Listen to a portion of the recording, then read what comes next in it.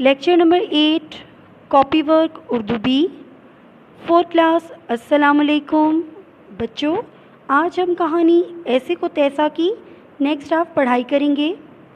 بچوں کل ہم نے پڑھا تھا کہ ایک سادہ دیہاتی جو شہر میں سیر و تفریح کے لیے آتا ہے، جب وہ سیر و تفریح کے بعد شام کو اسے کچھ بھوک محسوس ہوتی ہے تو وہ ایک مٹھائی کی دکان پر پہنچتا ہے اور حلوائی کو مٹھائی کا آرڈر کرتا ہے. لیکن بچوں دیہاتی کی سادگی سے فائدہ اٹھاتے ہوئے حلوائی اس کو مٹھائی کم تول کر دیتا ہے. اب آگے کیا ہوتا ہے آج کی کہانی میں ہم پڑھیں گے. دیہاتی اتنا بھی بیوقوف نہیں تھا کہ حلوائی کی باتوں میں آ جائے.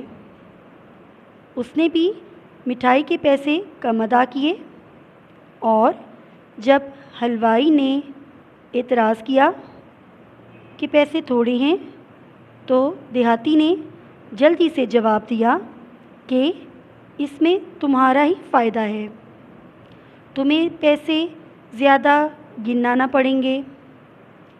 حلوائی بہت شرمندہ ہوا.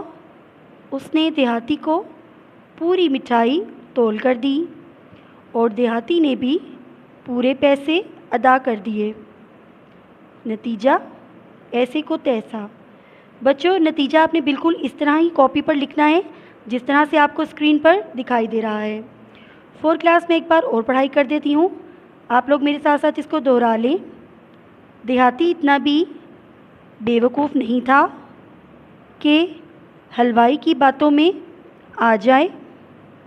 اس نے بھی مٹھائی کے پیسے کم ادا کیے اور جب حلوائی نے اعتراض کیا کہ پیسے تھوڑے ہیں تو دیہاتی نے جلدی سے جواب دیا کہ اس میں تمہارا ہی فائدہ ہے، تمہیں پیسے زیادہ گننا نہ پڑیں گے.